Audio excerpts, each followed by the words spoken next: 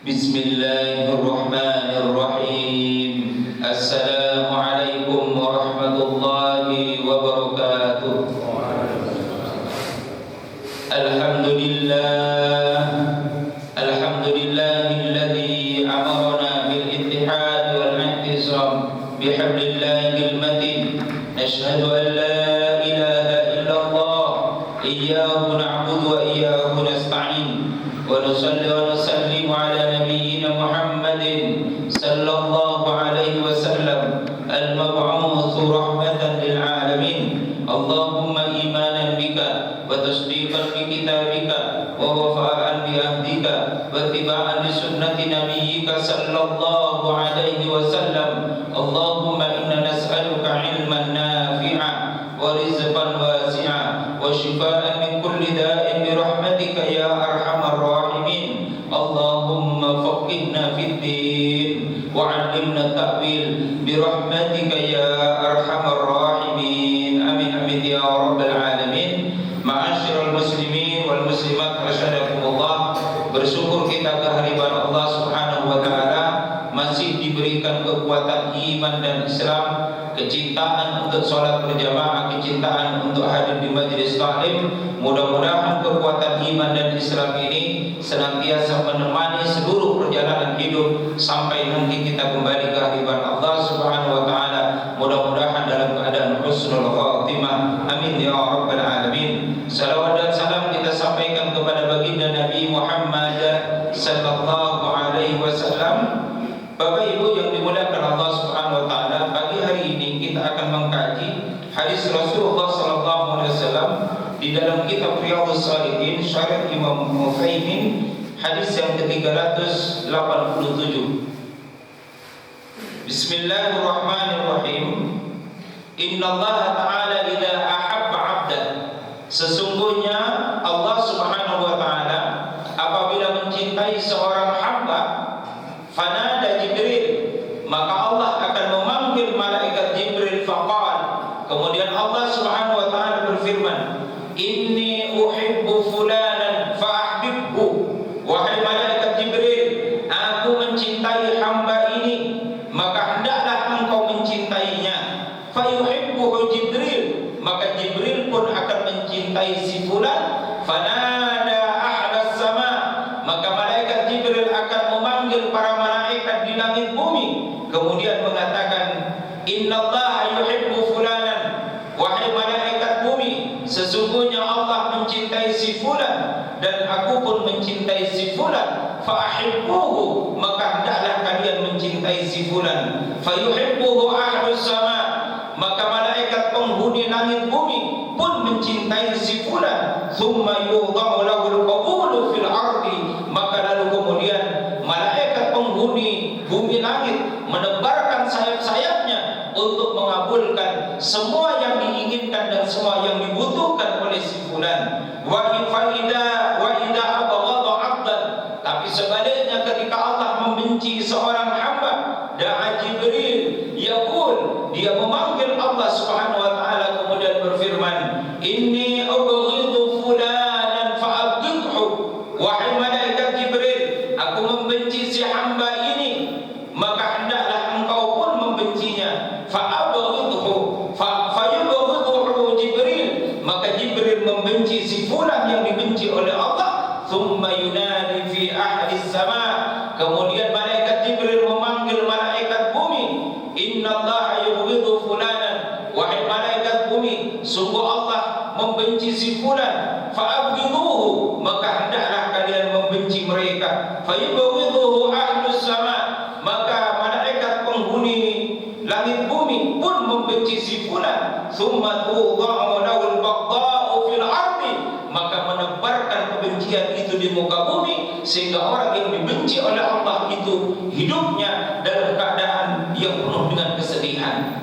Bapak Ibu yang dimuliakan oleh Allah Subhanahu wa taala, bagaimana Allah mencintai kita?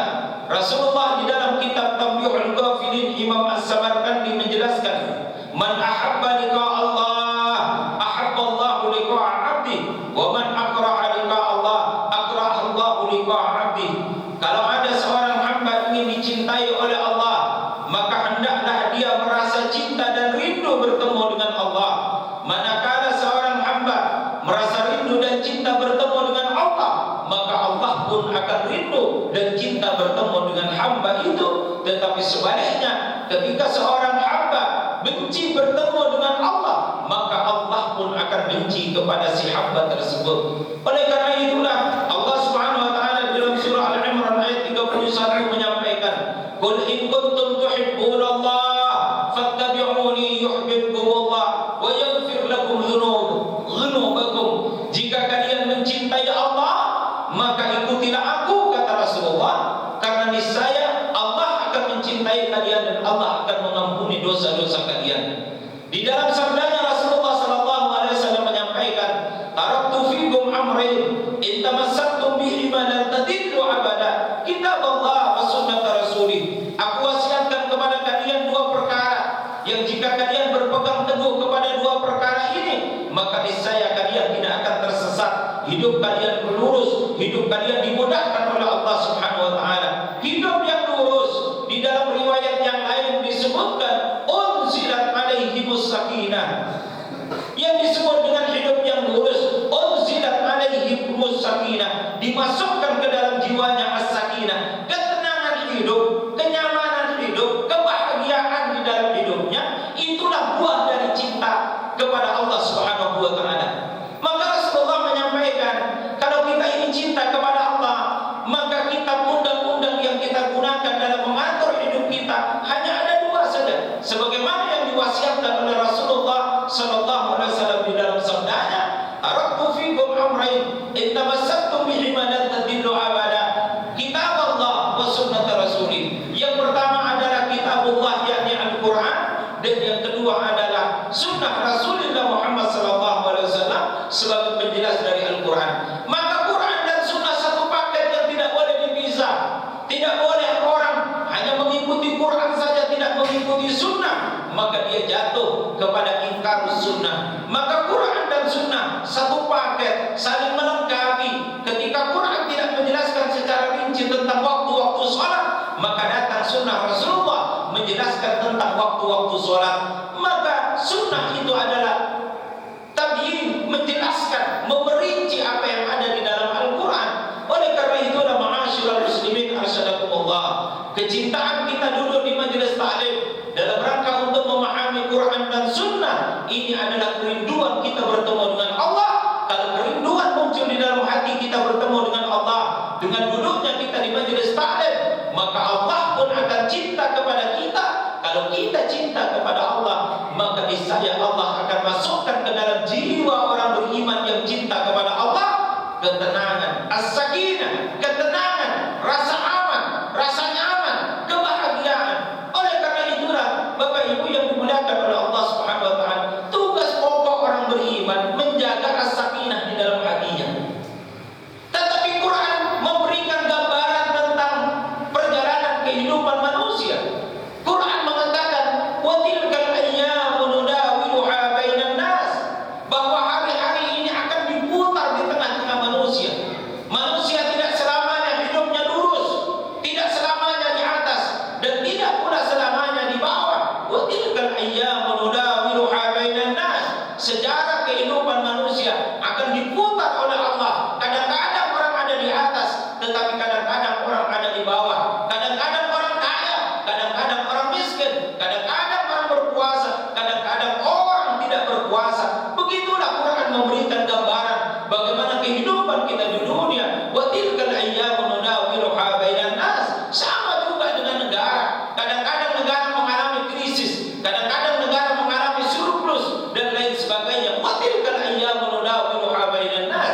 Quran tidak menjelaskan kenapa orang ada di atas, kenapa orang ada di bawah, tetapi dinamika kehidupan manusia, kadang-kadang orang ada di atas, kadang-kadang orang ada di bawah. Oleh karena itulah Bapak Ibu yang dimuliakan oleh Allah Subhanahu wa taala, kaitan antara hadis yang tadi kami bacakan dengan penjelasan Quran di dalam surah Al-Imran dengan ayat yang menggambarkan tentang kehidupan bahwa orang kadang-kadang di atas, orang kadang-kadang di bawah. Itu adalah bahwa yang harus dijaga setiap orang, hatta dia ada di atas, walaupun nanti dia ada di bawah, maka yang tidak boleh hilang di dalam hati orang yang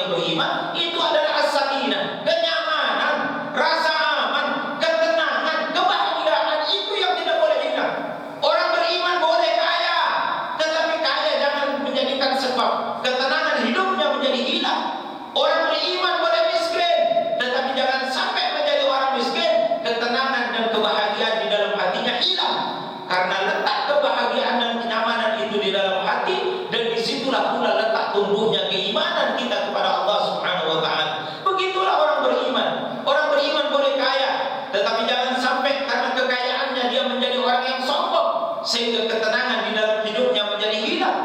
Ketika dia turun menjadi orang yang miskin, jangan sampai dia berputus asa, ketenangan dan kenyamanan hidupnya menjadi hilang karena kemiskinannya. Orang yang beriman dididik oleh Allah, mau dia ada di atas, dia harus tetap dengan imannya, merasa tenang, merasa nyaman, dan merasa bahagia.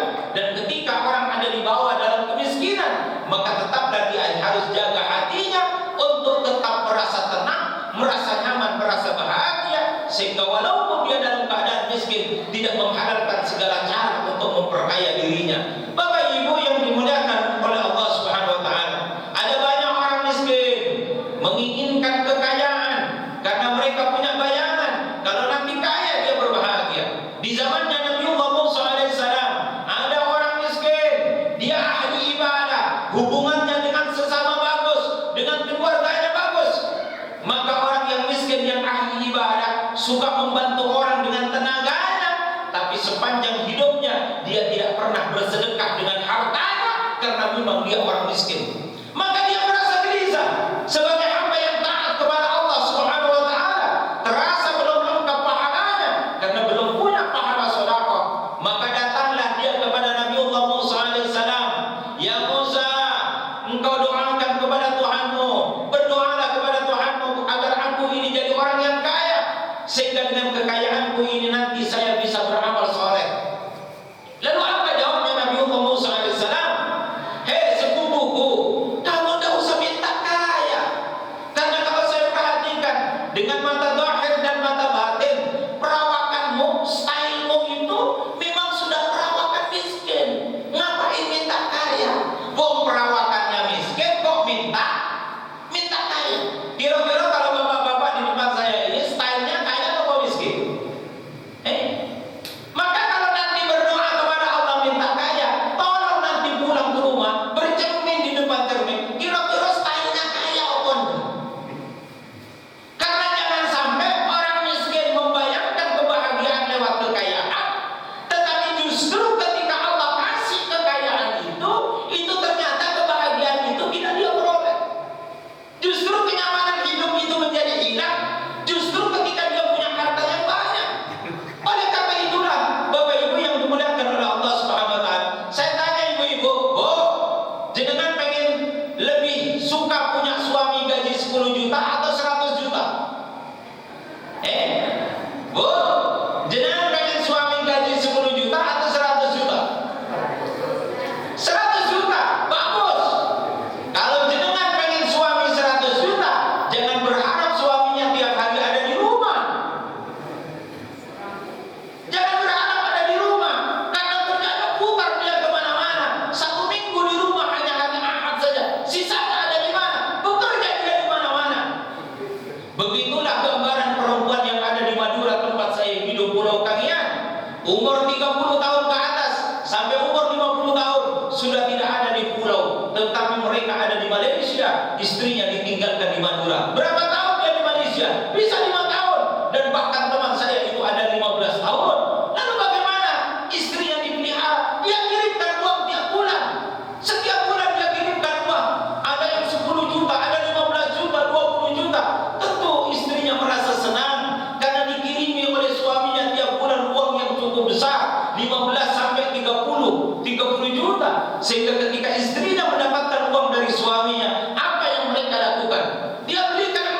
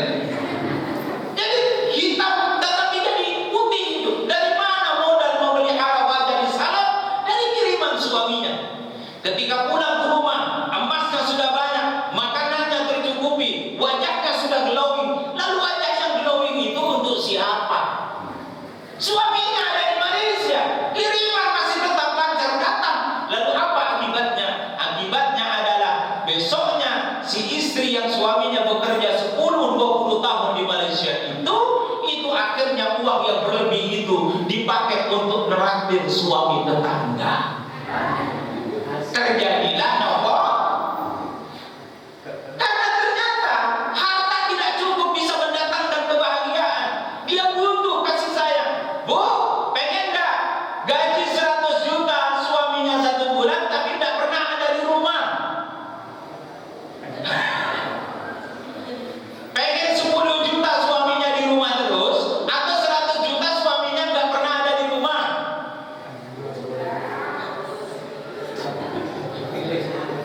Nah, ibu-ibu ini pengennya yang gede tapi suaminya pengen di rumah terus. Stres suaminya itu mikir itu kalau pengen gede-gede dapatnya. Nah, Bapak Ibu yang dimulakan oleh Allah Subhanahu wa taala, maka penjelasan ini menjadi amat sangat penting karena ada orang keliru di dalam menggambarkan bahwa seakan-akan kekayaan itu sudah titik akhir dari kebahagiaan. Karena ternyata ketika orang miskin itu lalu kemudian dikatakan oleh Nabi Allah Musa, kamu tidak usah minta kaya, stylemu itu miskin. Coba saya tanya kamu sekarang bahagia apa enggak? Ya saya bahagia, keluarga bagus, hubungan dengan sesama bagus, ibadah lancar. Ya sudah, terus saya kamu cari apa lagi? Saya belum punya pahala sedekah ya Nabi Allah Musa. Kalau saya ini punya harta yang banyak, orang miskin di pojok sana saya bantu dengan harta saya. Kalau ada orang sengsara di pinggir kota sana, saya akan bantu dengan harta saya.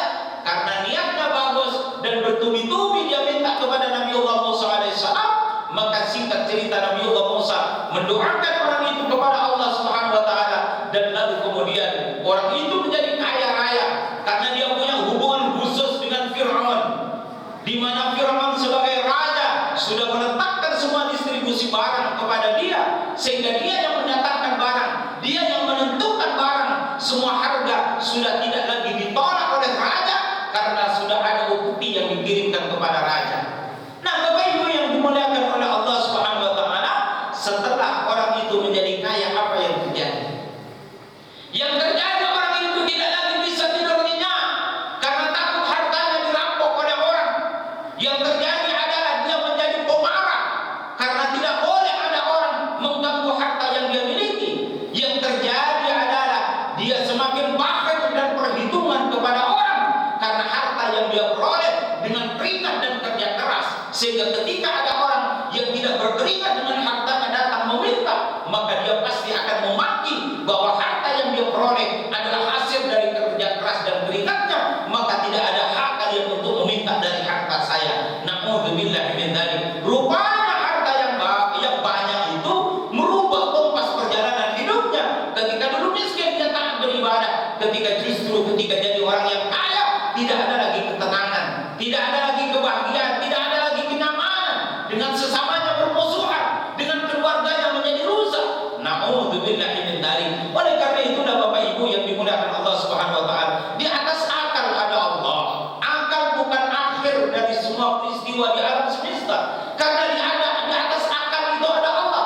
Maka jangan letakkan semua keputusan hidup kepada akal, karena di atas akal ada Allah.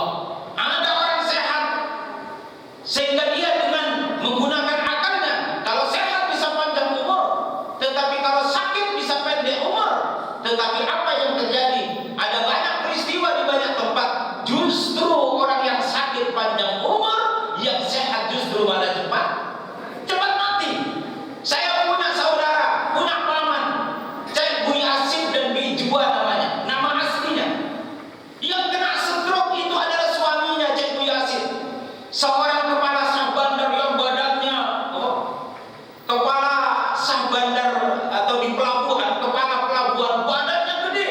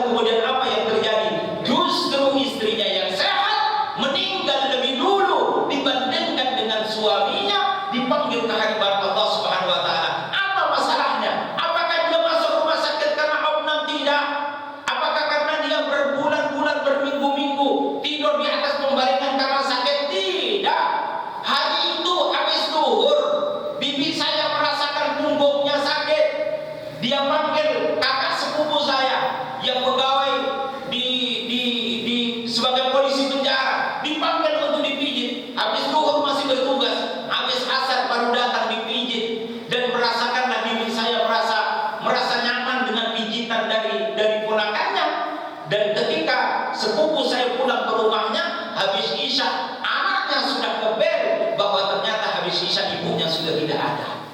Sakitnya sejak kapan? Hanya sakit, merasa sakit apa ini? Boyok, hanya boyok. Habis duhur, habis isya sudah tidak ada. Jadi bapak ibu kalau boyoknya sudah mulai kambuh, hati-hati. Maka di dalam kitab tafsir Al-Alusi, beliau mengatakan, idza yatadanna al-badanu, alamat tentang sakaratul maut itu ketika fungsi organ tubuh sudah mulai mengalami penurunan, itu berarti isyarat tentang kematian. Jadi bapak-bapak, ibu-ibu yang dulu tidak lagi bisa kecuali hanya dengan menyandang karena boyoknya naik terus, hati-hati Pak. Itu isyarat tentang menuju kepada sakaratul maut. Melihat waktu, melihat itu jarak jauh, tapi sekarang jadi pendek lalu dibantu oleh kacamata, itu isyarat fungsi mata sudah mulai menurun, fungsi tulang belakang sudah mulai menurun, rambut sudah mulai memutih dari yang asalnya hitam. Itu isyarat kematian, kata Imam Al-Alusi di dalam kitab tafsirnya. Sudah mulai migren Bu, hati-hati Bu, migren itu isyarat kematian. Kalau setiap bulan, setiap 2 bulan itu migren, mulai banyak-banyak zikir, mulai banyak-banyak beramal soleh, karena setiap kita sudah dikirim oleh Allah tentang isyarat kematian. Jadi bibi saya itu meninggalnya karena sakit boyok saja, habis duhur, habis isya meninggal dunia. Lalu bagaimana suaminya? Suaminya masih berlanjut. Jadi di atas hukum sehat itu ada hukum Allah, di atas hukum sakit itu ada hukum Allah, di atas hukum sukses itu ada hukum Allah. Ketika orang meletakkan bahwa sehat itu adalah jaminan panjang umur menurut hukum akal, padahal di atas hukum akal adalah hukumnya Allah, maka jangan pernah salahkan Allah. Manakala seseorang yang sepanjang hidupnya sakit, tetapi justru malah umurnya panjang. Tapi sepanjang hidupnya sehat, tak taunya sekali sakit, innalillah Pak. Jadi yang sehat tidak perlu bersombong diri karena kesehatannya, yang sakit tidak perlu berputus asa karena sakitnya.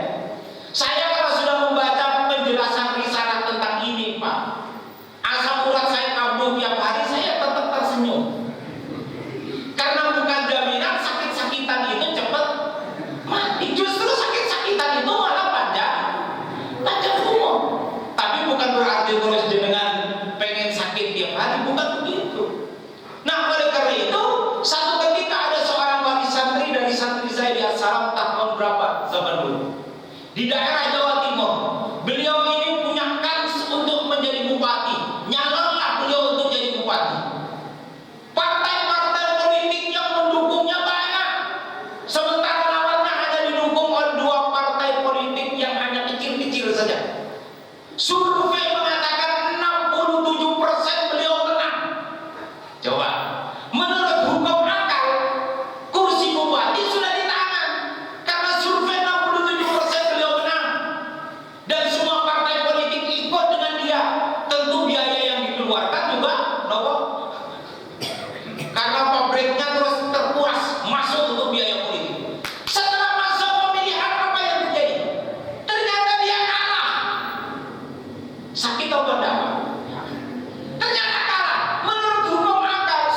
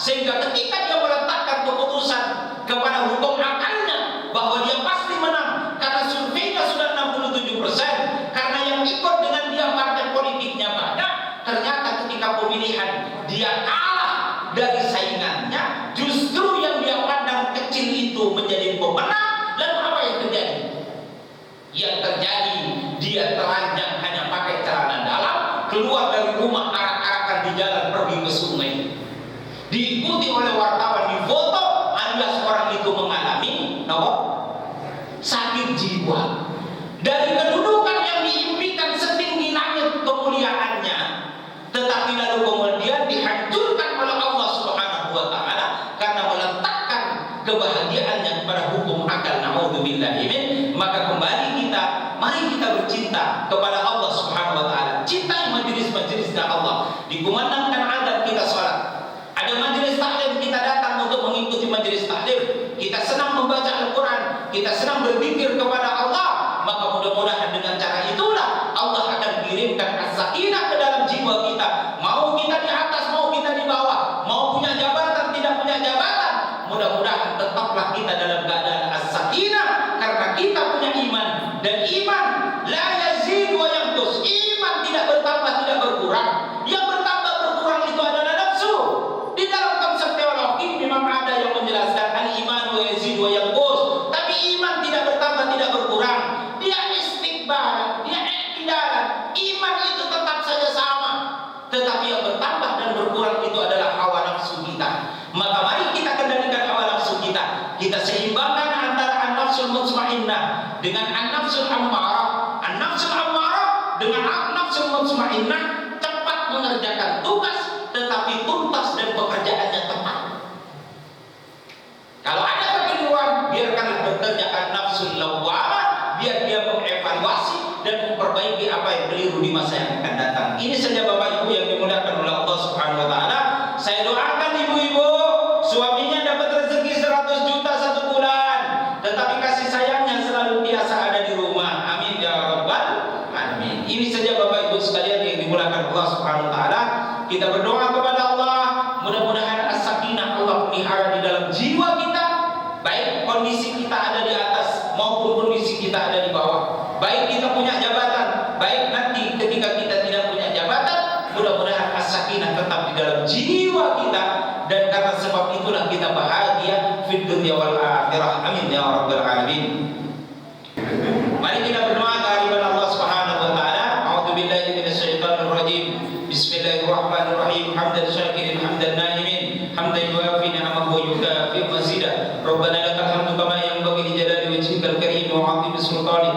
Bi rahmatika ya arhamar rahimin. Allahumma anzilna ala qulubina sakinah bi rahmatika ya arhamar rahimin. Ya muqallibal qulub, tsabbit qulubana ala dinika wa ta'atika wa sakinatika bi rahmatika ya arhamar rahimin. Allahumma inna nas'aluka ridhaka wal jannah wa na'udzu bika min sakhatika wan nar bi rahmatika ya arhamar rahimin. Allahumma ij'al jam'ana hadha jam'an marhuma wa tafarruqana min ba'di hadha tafarruqan ma'suma bi rahmatika ya arhamar rahimin. Allahumma rabbana atina fid dunya hasanah wa fil akhirati hasanah wa qina adzaban nar wa qina adzaban nar wa qina adzaban nar wa adkhilna al jannata ma'al abrar ya aziz ya ghaffar bi rahmatika ya arhamar rahimin. Subhana rabbika rabbil izzati amma yasifun wa salamun alal mursalin walhamdulillahi rabbil alamin. Amin amin ya rabbal alamin.